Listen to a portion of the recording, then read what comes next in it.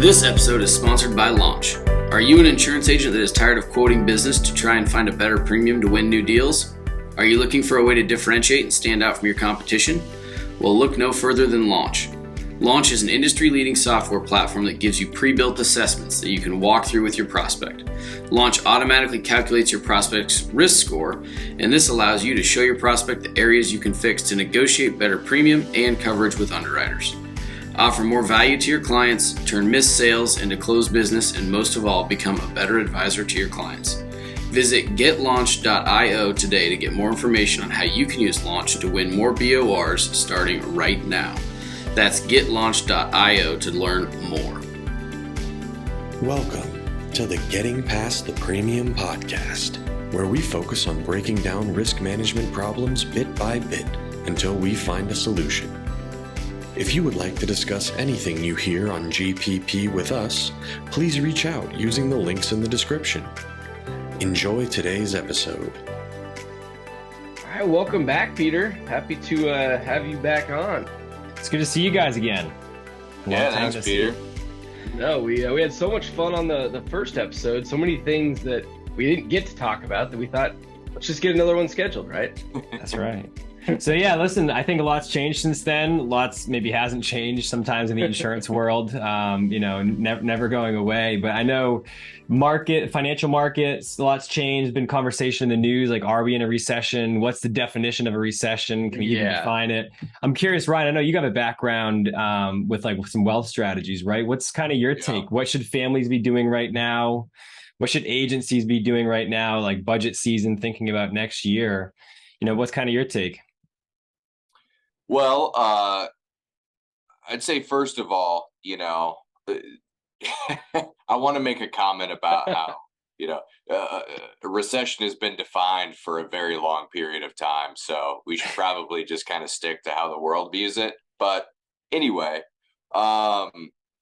it's interesting. I follow. So are we in a recession then? I mean, technically, the way that it has historically been defined, yes, that's 2 quarters of negative growth.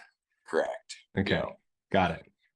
Yep. So, this is an internal kind of conversation and joke we have a lot. Yeah. What else can we redefine? Yeah, exactly. There's this book I want you to read called 1984. Anyway. No, so a lot of folks are watching yield curves, right? It's been an indicator, if you will, on recessions. They've historically never been wrong, but you got to get a certain percentage of the yield curves inverted before that stat kind of starts to hold true.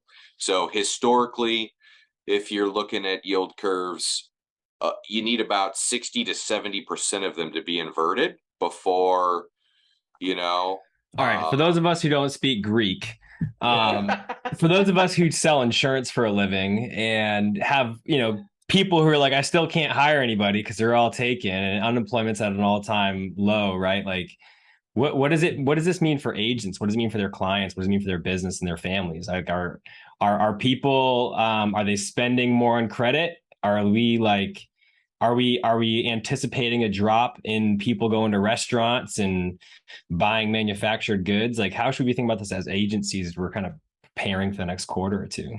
Yeah, not to cut you off on this, brilliant point on yield curves. It's just a little over my pay grade here. Yeah, well, so the point is, you get too many yield curves inverted, like it's been a indicator that's been dead nails historically. So. But to answer your question, I mean, this is something that we wrestle with, right? And we don't know. It's a very interesting landscape. There's been so much money that's been dumped into the system. And I think we're still kind of chewing through some of that. The Fed's trying to dry it up as fast as they possibly can without sending us into a deeper recession or a recession, depending on who you're talking to. And so, the labor market's just interesting. And a conversation that we've been having is, I don't think it's going back. I don't think it's going to go back. Business owners aren't going to walk in. Think about your agent, your agency. You're not going to walk into your agency and say, all right, everyone's getting a 20% wage decrease. They're just going to lay a couple people off. And then we're going to build right back into, where wages and income is at today. So part of my concern is kind of how we bridge this gap between, we had so much money dumped into the system that, it changed the labor market, if you will, and employers had no choice but to continue to increase wages and whatnot. At the same time, they're still dealing with supply issues, and they're having to retool their, plants and get better equipment, and they're buying trucks and financing trucks at a higher price, as well as now a higher interest rate. And so these things are going to be kind of set, right? So I think people are waiting for this period to move on, and we're going to get back to normal. Yeah, back to normal. That's what I never get. It's like, what do you mean back to normal? Like back to 2 years ago when COVID hit? Like two years ago, guys? Yeah, the ship's left the port, right? I mean, this is the new normal. And so I think the question is, how do we build into this new thing? It's definitely weird. I've seen $40-$50 lobster rolls out here in the East Coast. Yeah. I know the groceries are up. Gas is down a little bit. I think that's kind of saving us right now as an economy. But I know we had our air conditioning break twice this summer, 2 different things, and the bills were $400 and $700. It was this is more than going to the doctor, more than the dentist for small fixes. And so I'm starting to look at the bills and being all right, prices are definitely up. Are we in a hardening market? Are insurance prices going up? Oh yeah, for sure. What are you guys seeing on the insurance side? Yeah, I mean, so the personal line side is definitely getting hammered. At least where we're at, we're seeing double-digit increases is pretty standard. 20% is not unheard of. Oh no, not at all. That's a decent renewal at this point. So how do you explain I got my personal insurance renewal back, by the way, 6D%. 6-0. 6-0. Is this flood insurance renewals or what is this? No, that's just homeowners, standard homeowners. So how do you guys explain shop at Elliott? Yeah, how are you guys explaining these? It's if you gave me a 60% renewal, I'm getting on the phone with you. I'm like, hey man, I like you. I know you. This is crazy. If I like you. Now, if I don't like you, I'm probably, I'm just shopping it. Just out. Different story, yeah. I'm probably shopping it either way. And I'm going to be hey, Elliot, I like you. I have some lower pricing. What can you do for me? Yeah. Well, I love this conversation. And I would encourage everybody to go listen to our last episode that we did, or one of the last 2 with Lisa Broderson, because this topic came up as well. She's a mortgage lender. It's a very similar conversation with rates right now, right? On the lending side. And so one of the things that she talked about, which is a strategy I think everybody can use, is find a benchmark, find some data that's out there industry wide or in your area that, nobody can argue with. You're not making it up. It's not you saying, hey, we see in our agency, this is a pretty good renewal at 20%. It's hard factual data that you can point to and say, and then educate your client on it. So say, hey, Peter, we've got your renewal coming up. Here's what we're seeing in the market. I would encourage you to do a little research. Here's where to go, so on and so forth, so that you can be kind of prepared in your mind that this is the landscape out there and this is what I need to be prepared for. And then obviously we're going to do our best to get, the best rate, the best coverage, whatever we've got to do, the best package for you and your situation. But at least we're helping to educate you.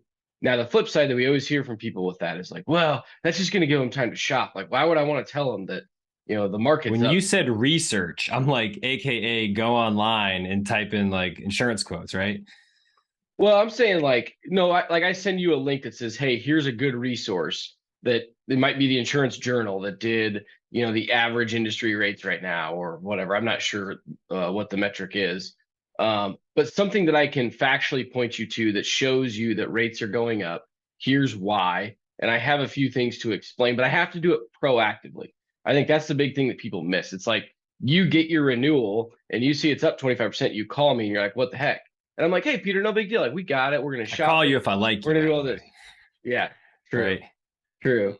And I know you guys, like, I know for all the agents listening, you all have great agencies, but I know in my days, you have thousands of clients. It's inevitable. You have ones that you don't know who they are. I mean, it's just a reality.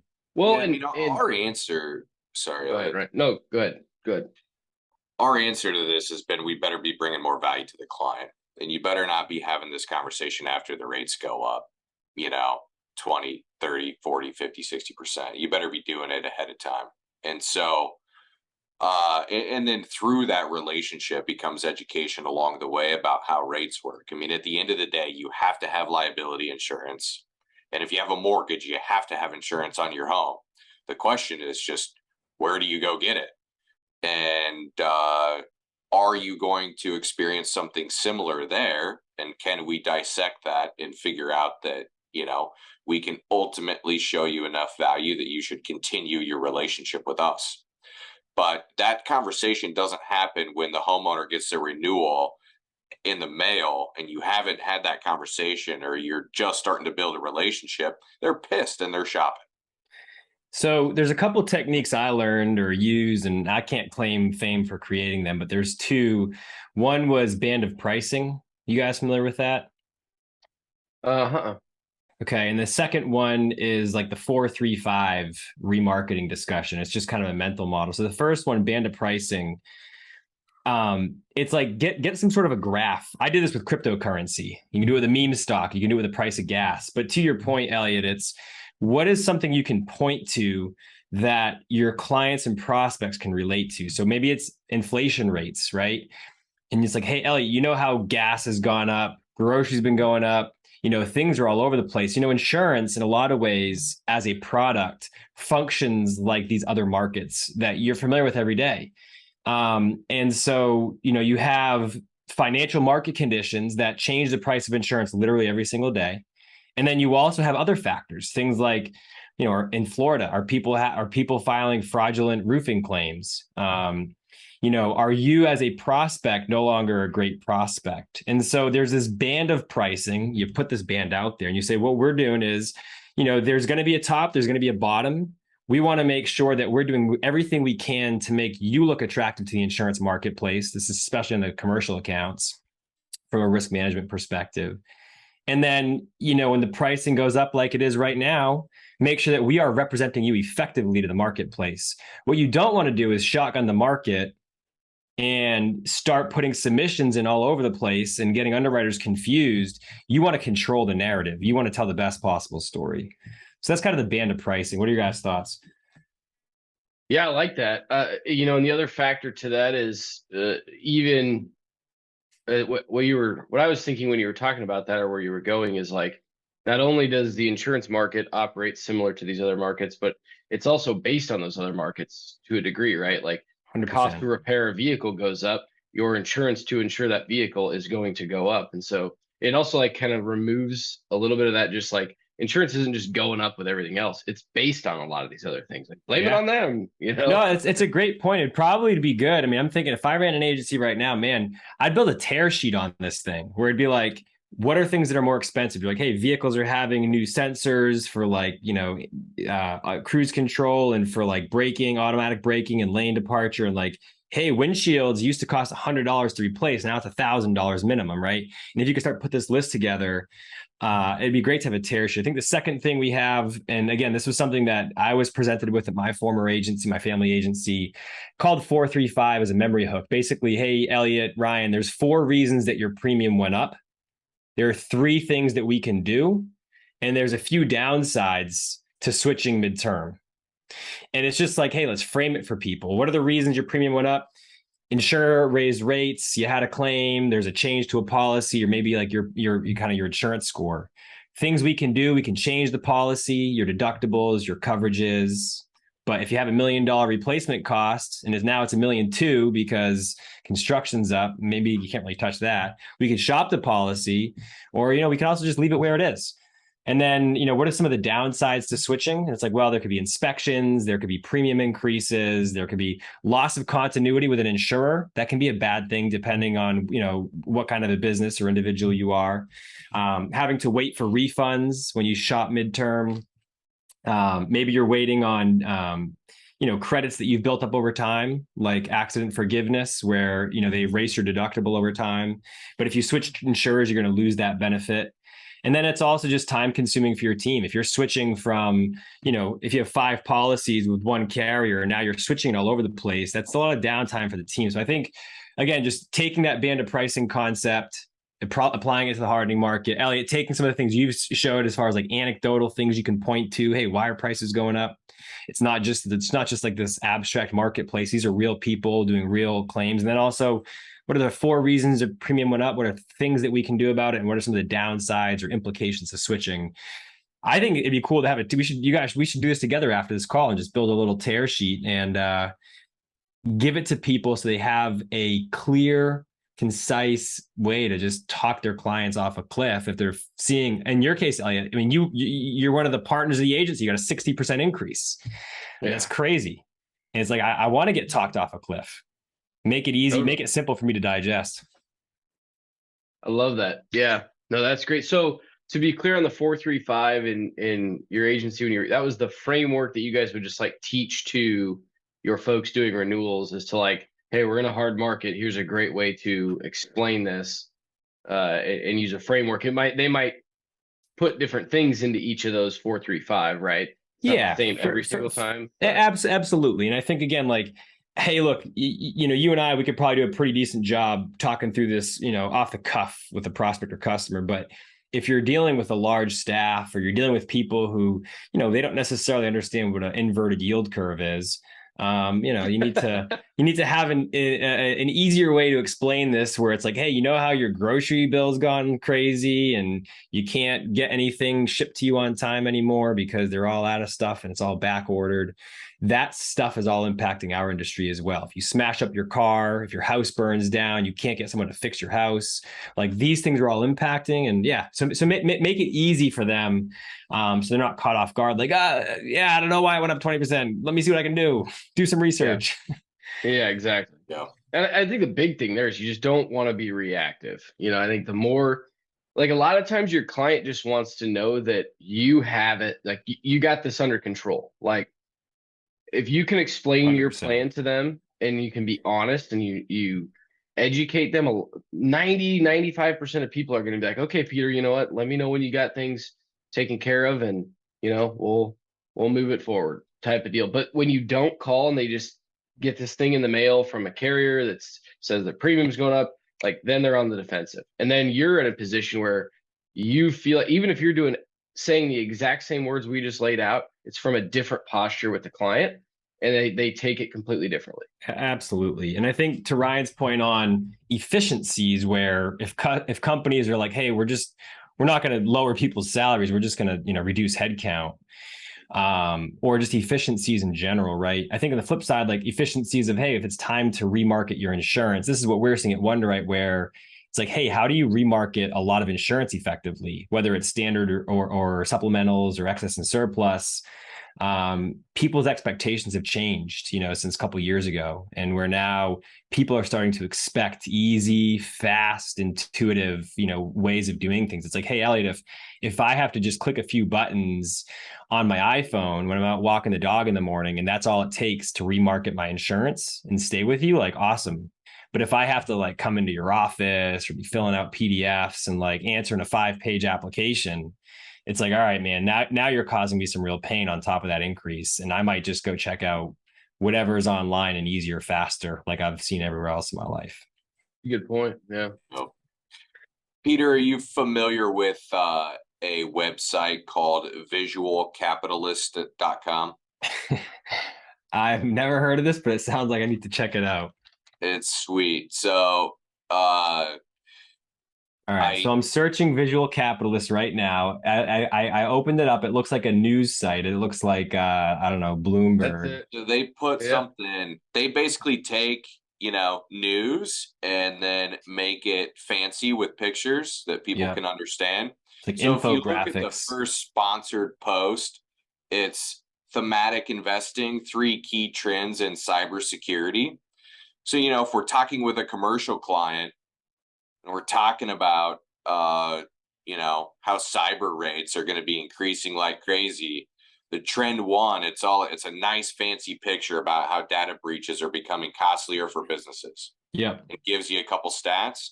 There's some easy resources out there like this that, agents could put together and sit in front of a client and walk through that. They could definitely help educate. And Yeah.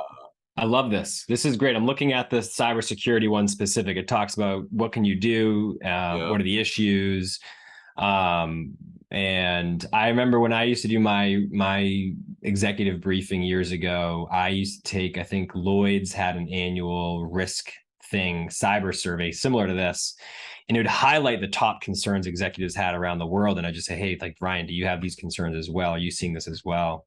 This is great. I'm sure there's a lot of stuff here, outside just the cyber side. That's a cool thing to for agents to check out. It's visualcapitalist.com. Yeah, we'll make sure to put it in the show notes of this episode so that everybody can just go to it. But yeah, it's been very helpful. Just the thing that I like about this too is it's not necessarily, it's data that's not from an insurance company, agency, or which is like people when they get that sometimes like from Lloyd's or whoever, it's skewed in their perspective sometimes. This is like they're asking, they're doing surveys and pulling data that's like completely agnostic. It's like when the cigarette industry is doing the health surveys of smokers versus non-smokers. You're like, I don't know about that. So tell me, what do you guys see on your side? Like if somebody's interested in working with you, let's say on the flip side, because now you're like, hey, your defensive posture, we got to retain our customers. But on the flip side, want to get out there, be aggressive and like go call all those agents, customers who aren't being proactive. What's your guys' take on like BORs? I mean, do you do brokers of records at your agency? And then I guess follow up. This is something I've been chatting with agents about recently is like, well, everyone loves to talk about BOR, right? Because it's like a great way to win deals if you can do it. What if you don't represent all the markets? Like, what about midterm BORs? Like, what's kind of your guys' take on that, given kind of this hardening market and potential opportunity if you can get in there and tell a better story? Yeah, I mean, I think the theory behind getting a BOR makes total sense, right? The client is making the decision to hire you as their broker or agent, regardless of the insurance, policy price and such. They're just hiring you to replace their other broker. That all makes sense. As we know in reality, it's never that easy. To your point, we may not have the market. The market that we want a BOR maybe doesn't allow us to get paid for till the renewal. It's just not always as simple as let's just sign this paper, right? So for everybody listening, there are some nuance in the BOR process that doesn't get 100%. Talked about a lot, that you do a little research on and make sure you've got it down. Now, there are always workarounds to everything, right? So I think the big thing from the BOR process or whatnot is essentially don't necessarily set it up to go for the BOR, set it up to provide enough value that the client would be willing to hire you. If you can get it to that point, then you can figure it out, whether it's a cancel rewrite if you don't have the market, or if that market, that BOR carrier won't let you get paid or won't let you BOR at midterm or whatever, you can always cancel rewrite. There is the situation that you may not have the absolute best market for that particular client, and that becomes probably a bigger issue. But there's typically, there's not a lot of times just one carrier that is the absolute best. The way that we approach that though is like we challenge our producers every day to say, okay, what if I don't have the carrier? And because we don't have every single carrier out there, we've got a lot, but we don't have every one. And what if the carrier that they're with is 10% cheaper? How are we going to show the client 10% more value so that they'd be willing to consider still moving it to our company at a different with a different carrier? We may not be able to do that, every time, but that's how we'd like to think about it, because a lot of times in our industry, we're so dependent upon the carrier, and we think everything revolves around the insurance carrier, when we're a very valuable piece of this puzzle that we need to be making sure the client is aware, and we need to be showing the client that value. So I think if you do all of those things, and assuming that carriers line up and things, the BOR conversation is a very simple thing, but you do also need to educate the client on that process. Too often BORs are used inappropriately, let's say, right? To get access to, the client doesn't understand that they're blocking me or firing me as their agent when you sign this piece of paper. They just, like, a lot of times it's portrayed as, hey, just sign this. I need you to sign this in order to go to the carriers and get access to things and whatever. So just make sure you're doing it above board. The client knows exactly what they're signing. They know the process. But if you've done all of that, I think it's a very effective model, because, again, the client's making that conscious decision to hire you, not necessarily making the decision based on a carrier or based on a price or something like that. So what are your thoughts, like, right now? I mean, midterm BOR prices going up. I mean, I feel like I'd be a little nervous if I took a midterm BOR right now. I'm not getting paid for 6 months, got to do a bunch of work, reduce the E-mod, like all this stuff. And then 6 months from now, they're going to get an increase anyway, right? Because, like, I mean, who knows? I don't know. What's your guys' take on that these days? I want to get Ryan's perspective on this too. From the perspective, Ryan, we talk a lot about the lifetime value of the client. I think that's an important thing to consider if you're not going to get paid for a certain period of time when you do the BOR. There are risks out there. There's contingency risk, right? If you have the claim, Sure. it's going to affect your contingencies and things like that if you're not getting compensated for that. But I think it's just important, take the long view, right? Understand how much is that client worth to your company over the next 5, 7, 8, however long you typically hold on to a client, and do the math, right? I mean, if you're worth giving, or if it's worth it to you to give up that next 6 months of revenue to get that client and keep them for 5, 7, 8 years, then you do it. And again, I'd be curious, because Ryan has done a lot on this lifetime value, conversation. We talk about this a lot, so I'd be curious to get your perspective too on that, bro. Yeah. Before we go to lifetime value, I think that what can help this, Peter, is really honing in on your upfront sales process and your prospecting experience, right? Like, if You mean have, like, don't sell to somebody if their renewal is not within 3 or 4 months kind of thing? No, I mean, I think you can make that decision throughout the process depending on their mindset, but what process are you going through to uncover how you can add value to this prospect? Sure. And if that boils down to price, then that changes how you position the BOR and, how you educate the client going into renewal. Because at the end of the day, like those rates are baked. You and I know that. I mean, they're going to get an increase. They haven't worked with us. We can't turn the Titanic in 6 months. It's just not going to happen. So we have to be positioned to help change the mindset of the client to, our value, and bringing down rates, or bringing down rates isn't the right term, but like reducing the potential for rate increases over and beyond the band of pricing that they're in, right? Like, There you go. let's keep below the average. Yeah. So, but that doesn't happen in 6 months, and it doesn't happen in a year. Like, we need time. Absolutely. And that turns into a relationship value-based conversation that I think people should be having in the prospecting experience, not after the BOR sign. We used to set up over 3 to 4 years of, like, here's the things that we're going to address over the next few years. And it's not, or, you could say 18 to 24 months, because months, that feels like more tangible than years. But I 100% agree. I mean, E-mods takes 3 to 4 years to have a real impact on that. And so want to set expectations. Go ahead. No, I'm sorry. Yeah, I think the other point there is that, your insurance going up by 10% sucks, depending on the size of of the company, right? But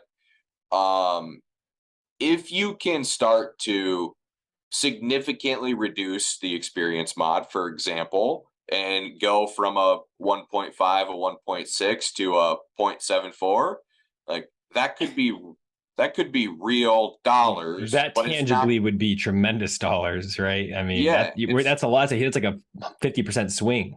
yeah, it's not going to happen overnight, but that's real money that you can chase as the advisor and the client. And so keeping them focused on the right variables that they can control is also important. But going back to cost of acquiring a client, I think that, this is the lifetime value. This is interesting. You mentioned, because like I think if I'm putting my producer hat on, I'm kind of like, I don't necessarily care about the lifetime value. I'm like, I have this hot prospect, strike while the iron's hot. I want to close this deal and get paid. And it's almost like, hey, we got to take a step back from the agency's perspective, look at the lifetime value. It's this complicated calculation based on how much money do we profit as the agency. And as the sales guy, I'm like, I get it, but dude, like, this is a buddy of mine and we got this deal. Let's do it. Let's go. Yeah. So I'm curious to hear your take on this. This is intriguing. Well, there's no quick fix, right? And you're right. I mean, from the agent's perspective, depending on the model and how it's structured, like they're absolutely in a different mindset than an owner could be. But PE firms are looking at the lifetime value of a client right now. And it's why you're getting the multiples that you are, is because they understand the value of recurring business and they're looking at it through a different lens. As an owner, how can you empower your agents to and provide them more resources to go out and make it easier for them if you understand and have a more high level awareness around the lifetime value of a client? So let me just pause, because just for those listeners who maybe are a little confused what we're talking about, I think what you're hinting at is, let's just suppose you get a customer and you have them for 5 years in the commercial side. The lifetime value is going to be, how much revenue did we get from that customer over that 5-year period? And then if you're thinking profitability, what were our costs incurred? And I think what you're getting at is value, like multiplied times some multiple. Right. Sure. So yeah, okay. The impact on your value as a company could be like an EBITDA, like a 10x multiplier or something. But let's just say, in this case, if you BOR'd midterm, now you've had them for 5.5 years, and you've had to service them for 5.5 years, but you only got paid for 5 years. And so now it's like, hey, you have less revenue and more expense, and therefore less profitability on a per client basis. Like, is this what you're getting at with the lifetime value thing you're talking about as far as the midterm BOR? Well, I think the midterm BOR, when it comes to, the lifetime value, could be fairly insignificant. But yeah. So where does lifetime value come into play then? I think it changes your perspective on how you go out and acquire clients, and how much time, effort, and energy you can spend with a client. If we're not looking at it purely from a standpoint of profitability on this client, or we're not going to get paid for the first 6 months.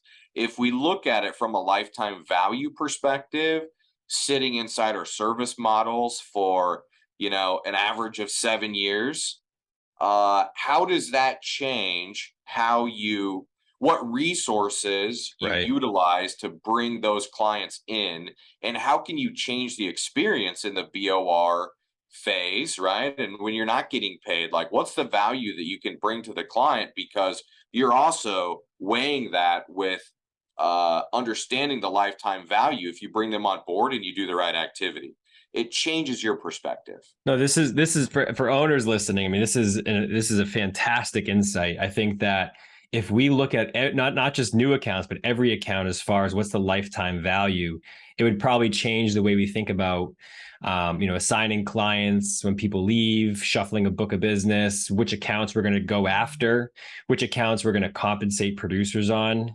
It's a fantastic thing you bring up. Well, and let's even to put a bow on that too, Peter, let's put numbers to it, because this is what helps, I think, understand that better. So using that example of we write a commercial piece of business. Say it generates $5,000 to the agency, right, per year. So we have that in revenue. Yep. So we have that client for 5 years. Over the course of 5 years, barring any increases or anything like that, they generate $25,000 to the excluding agency, right? potential referrals, cross sells to their personal, etc. Just like, hey, Correct. simple, easy calculation, 25K in revenue. Correct. Now, so assuming that, would you give up or would you pay $2,500 today to get that $25,000 over the next 5 years? I would say it probably depends on your cost of service. I mean, if your cost of service was 4,500, I'd be like, it seems like we're at break even. Yeah, true. And those are all the things you got to take into it. But that's how I think you need to look at it. And that's without having profitability. You want to be like, what's our profit margin that we want as a business? Again, if you're thinking it from the profitability perspective. Let's assume that, your profitability is at a 10% margin, for example. Sure. So I need 5,000. I need 2,500 over that 5-year period to hit profitability on this account. Yeah. So if you look at it from that perspective, it's like, well, shoot, I mean, and other companies in other industries are doing this, right? Like they're running the calculation and they're saying, well, we'd go spend 15 grand to acquire this client. I mean, and we also do it when we go and acquire books of businesses and whatnot. Sure. I think the disconnect is like, we haven't really figured out a good way to implement a model like that when we're just looking at individual clients. Like it doesn't, our brains don't work like that. And so if we could say, hey, no, listen, like, I'd spend 10 grand buying this revenue if I could retain this client for 7 years. How does that change the resources the agency's providing the agent to go out and land this deal? And what kind of an experience can we provide them? And what kind of value can we provide them if we understand that math? It's unique. No, it's a good point, maybe a good switching point. I know we were chatting before the call on the tech landscape, but I think it's something that we think about a lot because the mindset in technology, it's all about growth, right? We are tasked with growing extremely quickly with a scalable, software, and it really comes down to lifetime value and growing. And like at what cost are you willing to pay today to grow? And I think there's stories about tech companies doing crazy things and sponsoring Super Bowl commercials and spending extravagantly because they know it's all about the growth number. Yep. Well, I think that's spot on. I mean, and software develops a different business model in that it scales much differently than insurance agencies, but the underlying concepts we're talking about make total sense and apply across industries. You just have to do the math and understand the metrics within the industry. But, these things are applicable when you think about it's also marketing and sales from the front end, right? How much am I willing to put in to acquire a client on the front end? And if, there's a lot of industries that have it just absolutely dialed in. I know if I send 5,000 pieces of mail, I'm going to get 25 clients, and that's going to cost me this on average. Those clients stick around this long. Right. I'm going to make this much money on this mailing campaign. Like that's in a lot of industries down to the cent on what they can get. I don't think we've done that in our industry a ton because we rely on people, producers, typically, to go out and sell deals. We don't know how long that takes them. Each producer does it differently. We don't know, how much does it cost for them to be out at all these golf tournaments and whatever they got to do to generate business or whatnot. So I think putting some thought into that in your agency, even as a producer, a lot of times producers also think like, well, that's for my sales manager, or my owner to figure out. I'm just going to go out and write business. Well, you should be looking at it as you're building your own little business too, because if you want to go out and spend time at a golf tournament, is that the appropriate way to generate business? It's costing you time and energy and effort as well, which is ultimately costing you money. And is that applied in the right area? Are you putting in the right amount of resources to get and acquire new clients? So it's applicable in so many different ways, but we need to take the time to think about it and do the math and calculate it.